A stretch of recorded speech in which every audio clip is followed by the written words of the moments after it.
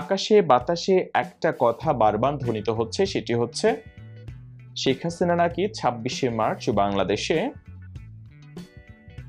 তিনি স্বাধীনতা দিবস উদযাপন করবেন। তিনি এটা বর্তমান সময়ে দাঁড়িয়ে সবচাইতে, আমি জানি অনেকেই আমাকে বলবেন যে আমি কমেন্টগুলো দেখি, সেই কমেন্টগুলোতে আমি পাই অনেক সময় অনেকেই বলেন যে গাঁজা খেয়েছে কিনা। না, আমি অনেকগুলো ইউটিউব চ্যানেলে আমি এগুলো দেখছি এবং আমি বর্তমান পরিস্থিতিগুলো বোঝার চেষ্টা করছি। আপনারা জানেন যে ভলকার তুর্ক, যিনি দুদিন আগে তিনি বলেছেন শেখ হাসিনা সরকার উৎখাতের চূড়ান্ত যেই পেরেক শেখ হাসিনা সরকারের বা ক্ষমতার, সেটি ভলকার তুর্ক নিজেই মেরেছেন। তিনি নিজেই সেনাবাহিনীকে সঙ্গে যোগাযোগ করেছেন এবং সেখানে তিনি বলেছেন যে তোমরা যদি আন্দোলন দমনে গুলি ব্যবহার করো বা আন্দোলন দমানোর চেষ্টা করো, জুলাই আগস্টের যে গণ অভ্যুত্থান, সেই গণ অভ্যুত্থান তোমরা থামানোর চেষ্টা করো, তাহলে সেই ক্ষেত্রে শান্তিরক্ষা মিশনে জাতিসংঘের যে বাংলাদেশের যে আর্মিরা যে সুযোগ পান সেটি বাতিল হবে। এবং আপনারা জানেন যে এটি অনেক বড় একটি আয়ের উৎস এবং এই শান্তিরক্ষা মিশন বাংলাদেশ সেনাবাহিনীর অনেকের জন্য অনেক স্বপ্ন, ওখানে যাওয়া অনেক গুরুত্বপূর্ণ একটি বিষয়। এবং তার মতে ভলকার তুর্ক তিনি বলছেন, এবং সেটা ফলাফল তিনি পেয়েছেন, কারণ সরকার পরিবর্তন ঘটেছে। যদিও আমরা সেনাবাহিনীকে মূলত এই বক্তব্যের আগে, ভলকার তুর্কের এই বক্তব্যের আগে আমরা সবাই মনে করেছি যে দেশপ্রেমে উজ্জীবিত হয়ে সাধারণ নিরীহ মানুষে বা ছাত্র জনতার উপরে তারা গুলি বর্ষণ করতে রাজি হননি এবং সবাই সাধুবাদ জানিয়েছিল তাদেরকে। কিন্তু এটার পেছনে যে গল্প এটি সেটি আসলে আমাদের সবার অজানা ছিল, এবং যেটি ভলকার তুর্ক নিজেই একটি গণমাধ্যমকে তিনি জানিয়েছেন। এবং তারপর থেকে শেখ হাসিনা পতনের নানান বিষয়ে নানানভাবে চর্চিত হচ্ছে, এর পেছনে কোনো ষড়যন্ত্র রয়েছে কিনা, নাকি এটি আসলেই একটি স্বতঃস্ফূর্ত আন্দোলন ছিল, নানান বিষয় নিয়ে। কিন্তু যতই দিন যাচ্ছে ততই যেন ষড়যন্ত্র তত্ত্ব খুব বেশি পরিমাণে হালে পানি পাচ্ছে। এবং ভলকার তুর্কের যে বক্তব্য, সেই বক্তব্যের পরে এটি যেন আরো বেশি পরিমাণে শক্তিশালী হলো। এবং মার্কিন প্রেসিডেন্ট ডোনাল্ড ট্রাম্প তিনি তো নিজেই বলেছেন যে বাংলাদেশের গণতান্ত্রিক প্রক্রিয়া শক্তিশালী করার জন্য 29 মিলিয়ন মার্কিন ডলার একটি অখ্যাত কোনো এক এনজিও প্রতিষ্ঠানকে দেওয়া হচ্ছে, যেখানে মাত্র 2জন কর্মচারী রয়েছে বা 2জন মাত্র কাজ করেন। এবং তিনি অনেকটা ব্যঙ্গাত্মক স্বরে তিনি বলেছেন যে তারা নিশ্চয় বড়লোক হয়ে গেছে, নেক্সট বিজনেস কোনো বড় কোনো বিজনেস ম্যাগাজিনের কাভারে তাদের নাম এবং তাদের গল্প আসতে পারে। যাই হোক, সেই গল্প ভিন্ন। এখন বর্তমান পরিস্থিতি যদি বলি, আইন শৃঙ্খলা পরিস্থিতি বাংলাদেশের এটা সর্বোচ্চ পর্যায়ের খারাপ পরিস্থিতিকে ইঙ্গিত করছে। আপনারা সেটি আজকে 8ই মার্চ আমি ভিডিওটি করছি, আপনারা এখন দেখছেন 8ই মার্চ নারী দিবস, এবং এই নারী দিবসে আজকেও অনেকগুলো ধর্ষণের ঘটনা ঘটেছে। কোথাও 4 বছরের শিশু ধর্ষিত হয়েছে।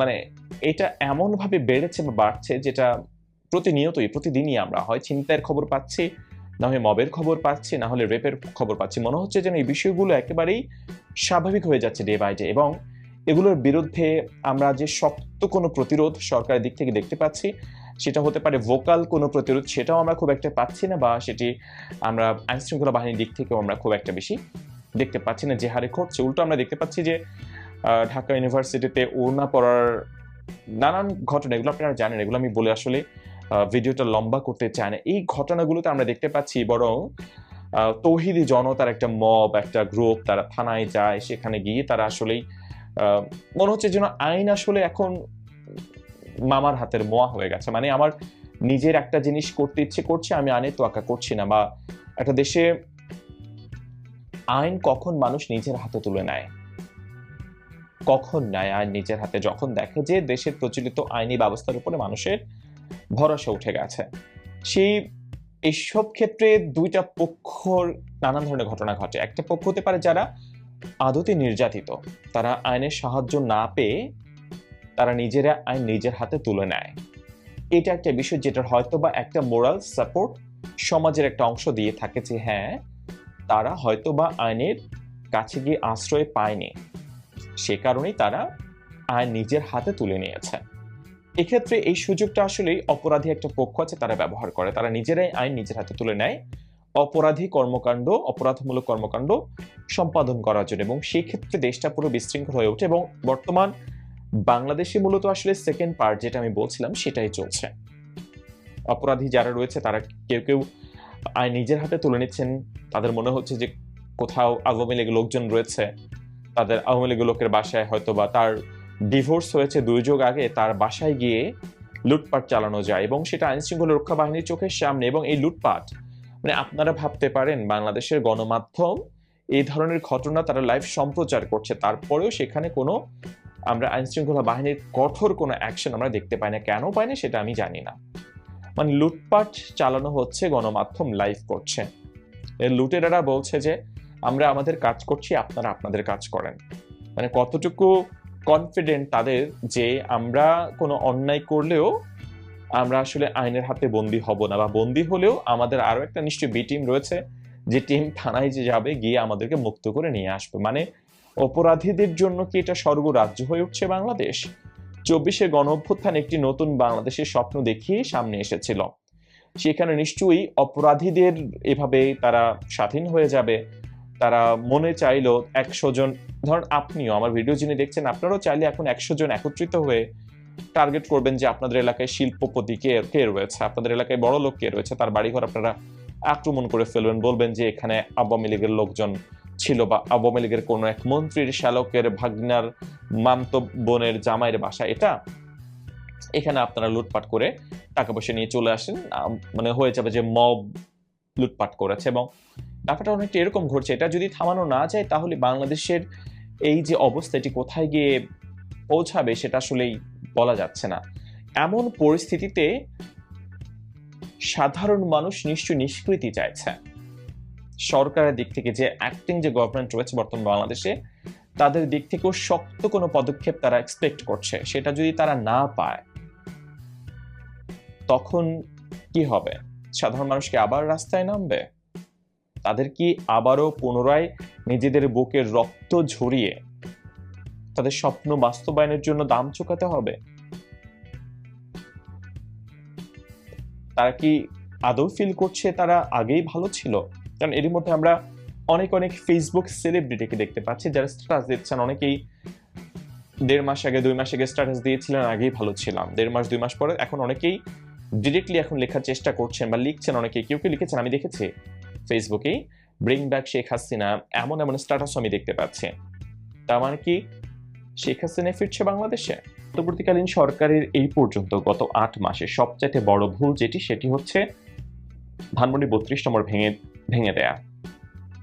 যদিও এটি ডিরেক্টলি অন্তর্বর্তীকালীন সরকার ভেঙে দিয়েছে এভাবে আমরা বলতে পারি না, তবে অন্তর্বর্তীকালীন সরকারের যারা অংশ, উপদেষ্টা যারা রয়েছেন, তাদের মধ্যে অনেকেই 32 নম্বর ভাঙার সময় আনন্দ উল্লাস প্রকাশ করেছেন এবং যারা জাতীয় নাগরিক পার্টি গঠন করেছেন। এবং আপনারা জানেন যে যদিও জাতীয় নাগরিক পার্টি একটি আলাদা এখন দল সংগঠন, সরকার এখন আলাদা, তবেও আপনারা জানেন এবং এটা সবাই জানে এই সরকার মূলত এই ছাত্রদের দ্বারা নিয়োগকৃত সরকার, যেটি প্রধান উপদেষ্টা ডক্টর মোহাম্মদ ইউনূস সাহেব তিনি নিজেও বারংবার বলেছেন যে ছাত্ররা তাকে নিয়োগ করেছেন। এবং যদিও পার্টি আলাদা করার জন্য নাহিদ ইসলাম উপদেষ্টা পরিষদ থেকে তিনি পদত্যাগ করেছেন, কিন্তু আপনারা জানেন যে ছাত্রদেরই প্রতিনিধি হিসেবে রয়ে গেছেন দুজন, আসিফ মাহমুদ সজীব ভুঁইয়া এবং মাহফুজ আলম, এবং তারা খুবই গুরুত্বপূর্ণ বেশ কয়েকটি মন্ত্রণালয়ে তারা রয়েছেন। এবং সেখানের মধ্যে দুটি খুবই গুরুত্বপূর্ণ, একটি এলজিআরডি যেটি আসিফ মাহমুদ সজীব ভুঁইয়া, এবং উপদেষ্টা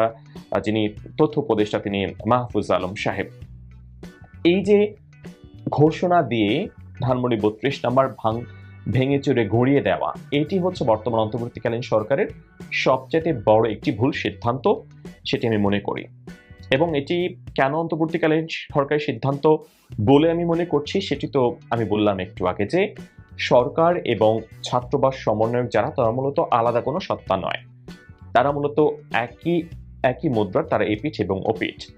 কারণ 32 নাম্বার যদি সরকারের ইন্ধনে ভাঙা না হয় বা সরকার যদি না চায়, তাহলে 32 নাম্বার রক্ষার জন্য চেষ্টা করতো, সেটা আমরা দেখতে পাইনি। উল্টো আমরা দেখতে পেয়েছি মধ্যরাতে আমাদের প্রধান উপদেষ্টা সাহেব তিনি নিজে তার একটি বিবৃতি দেয়া হলো এবং সেখানে তিনি বলছেন যে এটা অনভিপ্রেত এবং অনাকাঙ্ক্ষিত। এবং এরপরে একেবারে দেখলাম যে মহা উৎসবে পুরো বাংলাদেশে বিভিন্ন আওয়ামী লীগের সাবেক যারা মন্ত্রী বা এমপি প্রভাবশালী যারা, তাদের বাড়িঘর একেবারে আগুন দিয়ে জ্বালিয়ে পুড়িয়ে দেওয়া, ভাঙচুর করে এই ঘটনাগুলো ঘটলো। এবং এটি অন্তর্বর্তীকালীন সরকারের অনেক বড় একটি ব্যর্থতা, এবং এই ব্যর্থতার দায় কিন্তু পরবর্তী বেশ কয়েকটি প্রজন্মকে দিতে হবে। প্রজন্মের রাজনীতিবিদ যারা বা রাজনৈতিক দলগুলোকে দিতে হবে, কারণ রাজনীতিতে শেষ বলে কোনো কথা নেই। ৭৫ 15 আগস্ট আওয়ামী লীগ যে ধাক্কা খেয়েছে তখনও অনেকেই মনে করেনি, অনেকেই ভাবতেও পারেনি যে আওয়ামী লীগ আবারও রাষ্ট্র ক্ষমতায় আসতে পারে।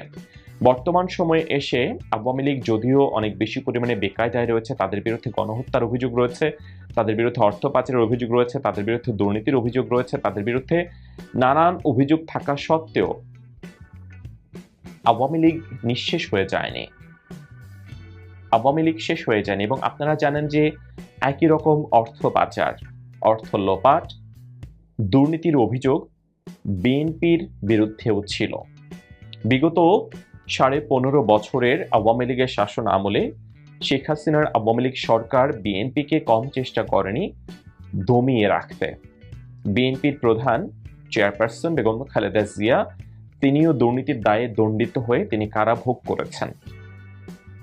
বিএনপির ভারপ্রাপ্ত চেয়ারম্যান তারেক রহমান তিনি এখনো দেশের বাইরে রয়েছেন, এখনো দেশে তিনি ফিরতে পারেননি। মুচলেকা দিয়ে তাকে দেশ ছাড়তে হয়েছে, তিনি আর রাজনীতি করবেন না। প্রাথমিকভাবে হয়তোবা তাদেরকে দমিয়ে রাখা সম্ভব হয়েছিল, কিন্তু দেখেন বাংলাদেশে এই মুহূর্তে আওয়ামী লীগের বাইরে সবচেয়ে বড় দল কি? বিএনপি। সেই বেগম খালেদা জিয়া যিনি গত বেশ কয়েক বছর ধরে নিগৃহীত হয়েছেন, নিষ্পেষিত হয়েছেন ক্ষমতাসীন আওয়ামী লীগ দ্বারা, সেই বেগম খালেদা জিয়া কিন্তু এখন অনেকের ভালোবাসা কুড়াচ্ছেন। কেন কেন কুড়াচ্ছেন? কারণ সময় সবকিছু বদলে দিয়েছে। বাংলাদেশের মানুষ অনেকটাই ভুলো মনা। আগস্টে কি ঘটেছে সেটা মার্চে এসে মানুষ ওরকম ভাবে মনে রাখে না। আবেদন কমতে থাকে। কেন কমতে থাকে? কারণ আগস্ট পরবর্তী আমরা একটি আদর্শ শাসন পাইনি, জনগণ একটি আদর্শ শাসন পায়নি, যে শাসন ব্যবস্থায় শুধুমাত্র জনগণের কথাই প্রতিফলিত হয়েছে, সেটা মানুষ পায়নি।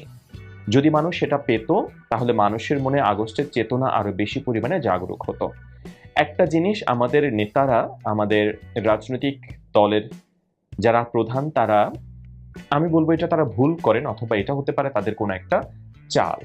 যেমন শেখ হাসিনার আওয়ামী লীগ বিগত 1.5 দশক ধরে যে প্রজন্মকে তারা সকল ধরনের সুযোগ সুবিধা দিল, ডিজিটালাইজড করলো পুরো বাংলাদেশকে, তথ্য প্রযুক্তিতে বাংলাদেশকে যা দেয় সেটা আওয়ামী লীগই তো দিয়েছে।